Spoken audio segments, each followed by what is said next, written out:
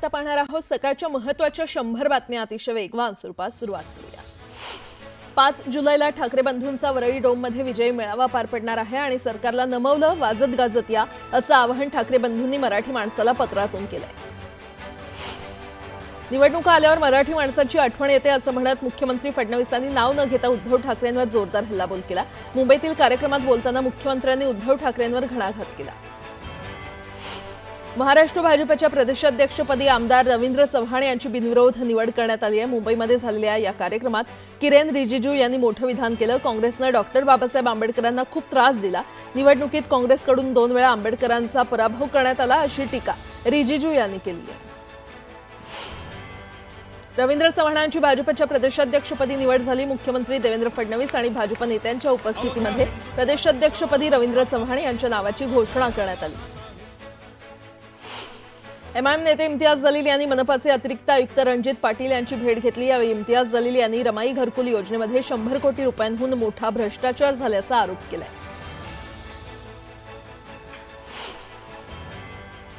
आता एक मोठी बातमी, राज्यभरात शालेय बस माल वाहतूक संघटनांनी बेमुदत संपावर जाण्याचा निर्णय घेतलाय। ई चलन प्रणालीमार्फत होणाऱ्या अन्यायकारक दंडासह विविध मागण्यांसाठी सर्व संघटनांनी एकत्र येत संप पुकारलाय। सर्व माल वाहतूकदार आणि शालेय बस वाहतूक संघटना आजपासून संपावर जाणार आहेत। त्यामुळे सर्वसामान्य विद्यार्थ्यांसह नागरिकांना याचा फटका बसणार आहे। दरम्यान स्कूल बस संप मागे घेण्यासाठी स्वतः मुख्यमंत्र्यांची मध्यस्थी करणार आहेत। मुख्यमंत्री देवेंद्र फडणवीस हे स्कूल बस असोसिएशनच्या पदाधिकाऱ्यांसोबत संवाद साधणार आहेत। मागण्या आणि संप मागे घेण्याची संपामागची खरं तर कारण समजून घेण्यासाठी स्वतः मुख्यमंत्र्यांनी महत्त्वाची बैठक बोलावली आहे। दुपारी 2 वाजता ही बैठक पार पडणार असून तोपर्यंत बस चालक संघटनांनी आंदोलन न करण्याची भूमिका घेतली आहे।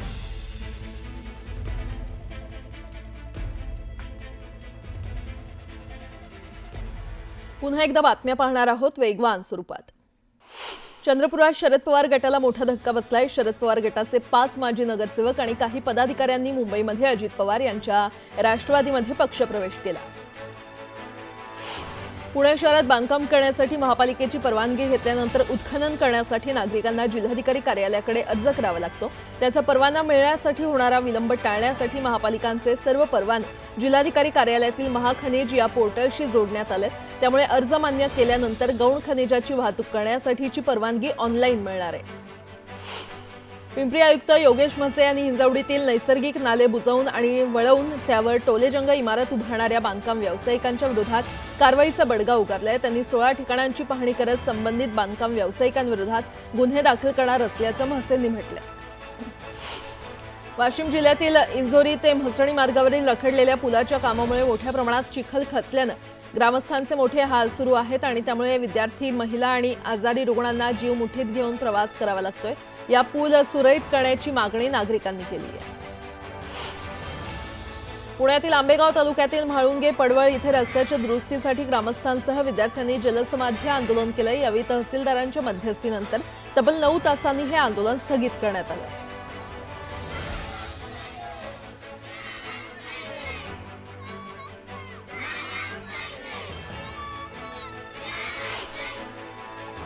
हवामान खात्यानं सातारा जिल्ह्याच्या घाट क्षेत्रात ऑरेंज अलर्ट दिलाय। दरम्यान धरणाच्या पाणलोट क्षेत्रामध्ये पावसाची संततधार कायम असल्यानं कोयना, कण्हेर, उरमोडी या धरणातून पाण्याचा विसर्ग करण्यात आलाय। त्यामुळे नद्यांच्या पाणी पातळीत वाढ झाली आहे। यंदा अनेक वर्षांनंतर पुणे विभागात पावसानं लवकरच जोरदार हजेरी लावल्यानं पुणे विभागातील धरणातील पाणीसाठा हा 50% पुढे गेलाय। अद्याप 3 महिने पावसाळा बाकी असून पिण्याच्या पाण्यासह शेतीच्या सिंचनासाठी पाण्याची चिंता मिटली आहे। लातूर जिल्ह्यातील लातूर, रेणापूर आणि औसा तालुक्यातील 22 गावातून जाणाऱ्या शक्तीपीठ महामार्गाला शेतकऱ्यांनी विरोध केलाय। संयुक्त मोजणी करण्यासाठी आलेल्या अधिकाऱ्यांना शेतकऱ्यांच्या रोषाला सामोरं जावं लागलं। 11वी प्रवेशासाठी विद्यार्थ्यांना अपार आयडी असणं बंधनकारक आहे आणि त्यानुसार राज्य मंडळातील सर्व विद्यार्थ्यांचे अपार आयडी काढण्यात आलेत असले तरी सीबीएसई, आयसीएसई आणि आयबी या मंडळातील अनेक विद्यार्थ्यांचे अपार आयडीच नाहीयेत। या संदर्भात तातडीनं बैठक घेऊन अन्य मंडळाच्या विद्यार्थ्यांकडे अपार आयडी नसेल तर त्यांना प्रवेश नाकारू नये, तसंच त्या विद्यार्थ्यांचे अपार आयडी काढण्याच्या सूचना कनिष्ठ महाविद्यालयांना देण्यात आलेल्या आहेत। मुंबई विद्यापीठाशी संलग्नित महाविद्यालय आणि मान्यताप्राप्त शिक्षण संस्थांसाठी पदवी अभ्यासक्रमांच्या शैक्षणिक वर्षाच्या नियोजनाचं वार्षिक वेळापत्रक मुंबई विद्यापीठ प्रशासनानं जाहीर केलंय। यामध्ये प्रवेशपूर्व ऑनलाईन नाव नोंदणी अंतर्गत लेखी परीक्षा ते निकालाच्या नियोजनाचा समावेश आहे। मुंबई उच्च न्यायालयाच्या नागपूर खंडपीठानं एका माणसावर पोस्को अंतर्गत दाखल केलेला खटला रद्द केलाय। आय लव्ह यू म्हणणं हे भावना व्यक्त करणं आहे, यामुळे कुठल्याही प्रकारचं लैंगिक शोषण होत नाही असं मुंबई उच्च न्यायालयानं म्हटलंय। आषाढी यात्रेच्या सोहळ्यासाठी माऊलींच्या पालखीसह तुकोबा महाराजांच्या पालखीचंही आषाढ शुद्ध नवमी दिवशी वाखरी पालखी तळावर आगमन होणार आहे आणि यावेळी पालख्यांच्या स्वागतासाठी पालखी तळ सज्ज झालं।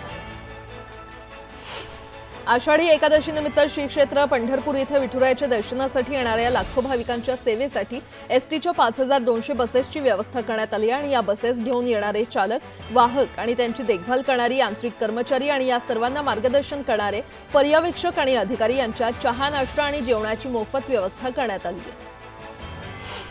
पोलिसांच्या जाचाला कंटाळून नालासोपाऱ्यातील एका बिल्डरनं आपलं जीवन संपवल्याचा धक्कादायक प्रकार समोर आलाय। आत्महत्येपूर्वी त्यानं पोलिसांच्या जाचाला कंटाळून आत्महत्या करत असल्याचं नमूद केलंय, तर खोट्या गुन्ह्यात अडकवण्याची धमकी देत असल्याचाही दावा त्यानं चिठ्ठीत केलाय। आता एक मोठी बातमी, त्रिभाषा सूत्र जी आर रद्द केल्यानंतर दोन्ही शिवसेनेमध्ये वादाची ठिणगी पडली आहे। मातोश्री आणि कलानगर परिसरामध्ये शिवसेनेनं बॅनरबाजी करून डिवचलंय। सत्य बाहेर आलं, घशात गेले दात, उबाठानच केला मराठीचा घात, त्रिभाषी सूत्र तुम्ही स्वीकारलं होतं, विसरलात की काय, अशा तिखट शब्दात मातोश्रीच्या बाहेर शिवसेनेकडून ही बॅनरबाजी करण्यात आलेली आहे। आपण पाहतोय बॅनर लावून शिवसेना उबाठा पक्षाला शिवसेनेकडूनच टोला लगावण्यात आलेला आहे। शिवसेनेची मातोश्रीच्या बाहेर ही बॅनरबाजी पाहायला मिळते।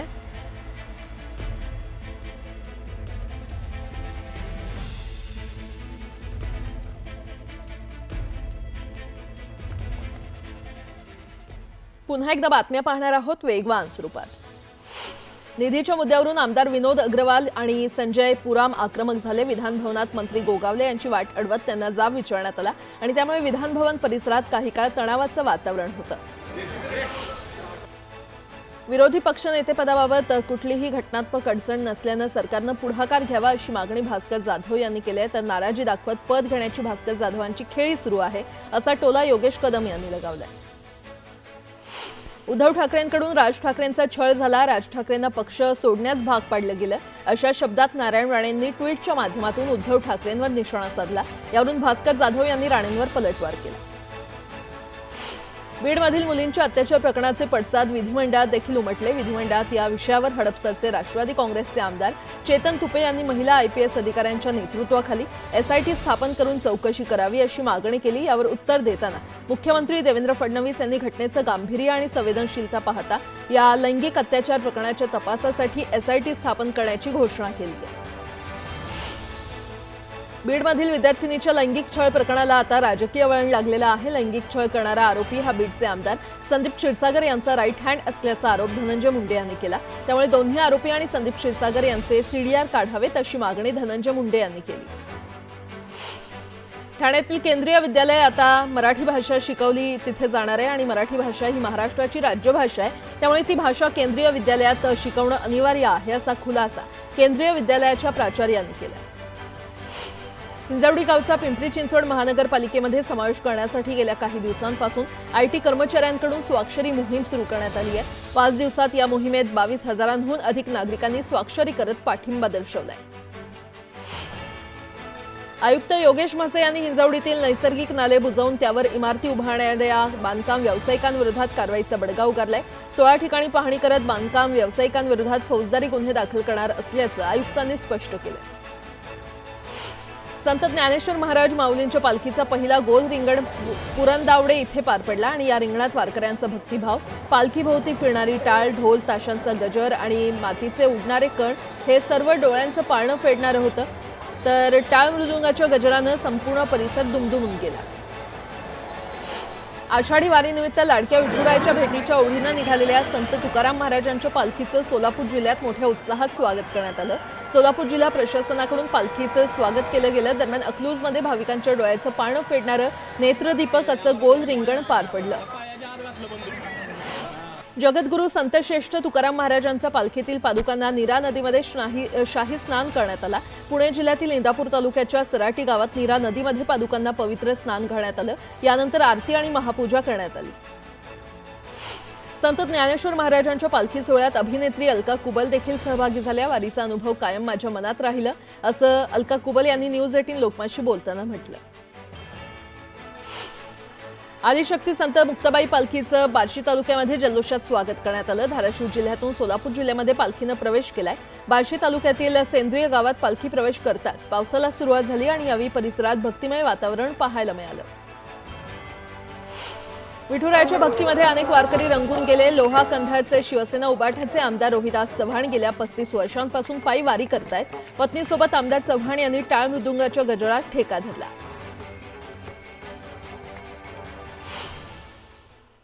आता एक सविस्तर बातमी पाहूयात। निवडणुका आल्यावर मराठी माणसाची आठवण येते असं म्हणत मुख्यमंत्री फडणवीसांनी नाव न घेता उद्धव ठाकरेंवर जोरदार हल्लाबोल केलाय।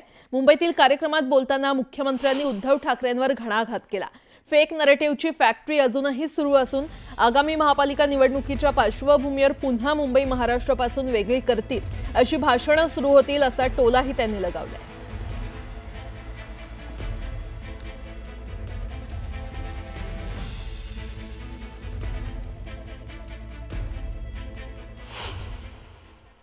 निवडणुका आल्यानंतर यांना मराठी माणूस आठवतो आणि अनेक वेळा मला तर लक्षातच येत नाही यांना लाज का वाटत नाही। आपण जे केलं त्याच्याच विरुद्ध बोलायचं आणि जिंकलो जिंकलो जिंकलो सांगायचं। इंग्रजीला पायघड्या घालणारे लोक नाही आहेत। आम्हाला अभिमान भारतीय भाषेचा आहे। हो, इंग्रजी भाषा आवश्यक आहे म्हणून शिकली पाहिजे, त्याचा आम्हाला विरोध नाही आहे। पण इंग्रजीला पायघड्या घालायच्या, बॉम्बे स्कॉटिश मध्ये शिकायचं, इंग्रजीला पायघड्या घालायच्या आणि या ठिकाणी खऱ्या अर्थानं भारतीय भाषांना विरोध करायचा, हा विरोध आम्ही सहन करणार नाही। पुन्हा एकदा बातम्या पाहणार आहोत वेगवान स्वरूपात।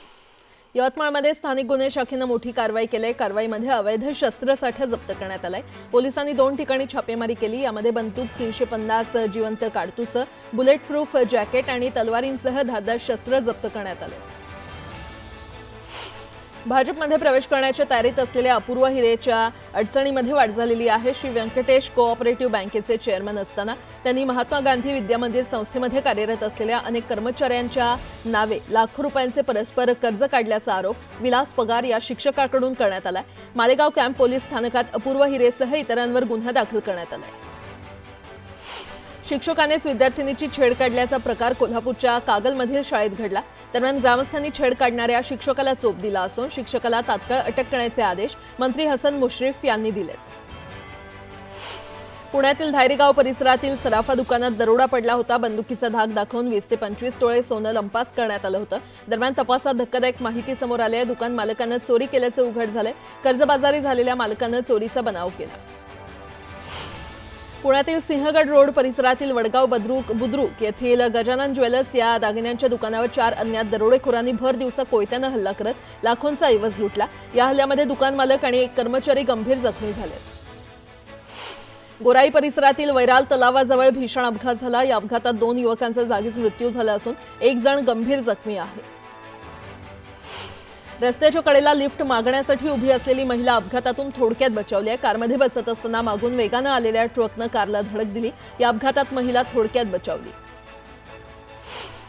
गोंदिया जिल्ह्यातील देवरी शहरातील चिचगड रोडवर कारचा भीषण अपघात झाला। कार चालकाचं नियंत्रण सुटून भरधाव कार झाडाला धडकल्यानं 2 युवकांचा जागीच मृत्यू झाला। नागपूरच्या जरीपटका पोलीस स्टेशन परिसरात एका तरुणाची दगडानं ठेचून हत्या करण्यात आली आहे। या घटनेनंतर परिसरात भीतीचं वातावरण आहे। आता एक मोठी बातमी। शक्तीपीठ महामार्गाविरोधात शेतकऱ्यांचं आंदोलन पार पडणाऱ्या राजू शेट्टींसह 400 जणांवर गुन्हा दाखल करण्यात आलाय। पुणे बंगळुरू महामार्ग रोखल्याप्रकरणी हा गुन्हा दाखल करण्यात आलेला आहे। कोल्हापूरच्या शिरोली पोलीस ठाण्यात गुन्हा दाखल करण्यात आलाय। शक्तीपीठ विरोधात शेतकऱ्यांनी हे आंदोलन केलं होतं आणि त्याच पार्श्वभूमीवर राजू शेट्टींसह 400 जणांवर हा गुन्हा दाखल करण्यात आलाय।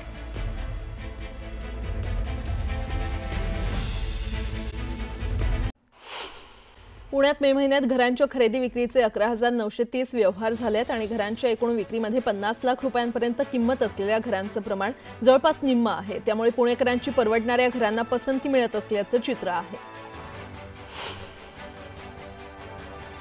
कोल्हापूर जिल्ह्यामध्ये सर्वदूर पावसानं पुन्हा दमदार हजेरी लावल्यानं नद्यांच्या पाणी पातळीमध्ये वाढ झाली आहे आणि जिल्ह्याच्या पश्चिम घाट माथ्यावर आणि धरण क्षेत्रामध्ये सुरू असलेल्या मुसळधार पावसामुळे 2 दिवसांपूर्वी पात्रात गेलेल्या पंचगंगेचं पाणी पुन्हा पात्राबाहेर पडलं। दिवसभरात पंचगंगेच्या पाणी पातळीत 8 इंच वाढ होऊन पाणी पातळी 30 फूट 8 इंचांवर गेली आहे। अधिक व्याजदराचं आमिष दाखवून नागरिकांची आर्थिक फसवणूक करणाऱ्या योजनांवर नियंत्रण ठेवण्यासाठी पोलीस विभागामार्फत विशेष मोहीम राबवण्यात येते। मात्र नागरिकांनी अशा प्रकारच्या योजनांना बळी न पडता योग्य ती दक्षता घ्यावी असं आवाहन मुख्यमंत्री फडणवीसांनी केलंय। शहापूरमध्ये शिवसेना उबाठा पक्षाला धक्का बसलाय। अनेक पदाधिकारी आणि कार्यकर्त्यांनी राष्ट्रवादी अजित पवार पक्षामध्ये प्रवेश केला। राज्यभरात अवजड वाहतूकदार संघटनांनी ई-चलन प्रणालीमार्फत होणाऱ्या अन्यायकारक दंड आणि विविध मागण्यांसाठी संप पुकारलाय। परिवहन मंत्री प्रताप सरनाईक यांनी संप न करण्याचं आवाहन केल्यानंतरही अवजड वाहतूकदार संघटना संपाबाबत ठाम आहेत। त्यामुळे राज्यात अत्यावश्यक सेवेच्या पुरवठ्यावर परिणाम होणार असून दूध, भाजीपाला आणि अत्यावश्यक वस्तूचा तुटवडा जाणवण्याची शक्यता आहे। आशिया खंडातील सर्वात चांगला लॉजिस्टिक हब निर्माण करण्याची क्षमता भिवंडी शहर परिसरात आहे। तो विकसित करण्यासाठी उच्चस्तरीय समिती स्थापन करण्याची घोषणा उद्योग मंत्री उदय सामंत यांनी मंगळवारी विधानसभेत केली। हैदराबाद इथल्या भाविकाकडून तुळजाभवानी देवीच्या चरणी 8.5 तोळ्याचा सोन्याचा हार अर्पण करण्यात आला। गौड कुटुंबीय हे तुळजाभवानी देवीचे निष्ठावान भक्त असून दरवर्षी खास दर्शनासाठी तुळजापूरला येत असतात। राज्य परिवहन विभागाने 1 जुलैपासून सुधारित वाहन कर रचना लागू केल्या आणि त्यामुळे लक्झरी कार, सीएनजी आणि एलएनजी वरील वाहनं तसंच मालवाहतूक अवजड वाहनं महागलेली आहेत। यात सीएनजी आणि एलपीजी सह सर्व इंधनाच्या गाड्यांवर साधारण 1% करवाढ झाली आहे। मोटार वाहन कराची कमाल मर्यादा 20 लाखांवरून 30 लाख रुपये झाली आहे। लोणावळा, महाबळेश्वर आणि माथेरानसह घाटमाथ्यावर बहुसंख्य ठिकाणी मान्सूननं 1000 मिलीमीटरचा टप्पा पार केलाय। विशेषतः रायगड, रत्नागिरीमध्ये पावसानं चांगली बरसात केली असतानाच घाटमाथ्यावर मान्सून जोरदार बरसला। सातारा जिल्ह्यातील ढेवेवाडी विभागातील वांग मराठवाडी धरणाच्या सांडव्यावरून विसर्ग सुरू झालाय। वांग धरणात सद्यस्थितीला 74% पाणीसाठा आहे, तर काही कारणांमुळे यावर्षी देखील पूर्ण क्षमतेनं पाणीसाठा करण्यात येणार नसल्यानं धरणाचे सर्व दरवाजे उघडण्यात आले।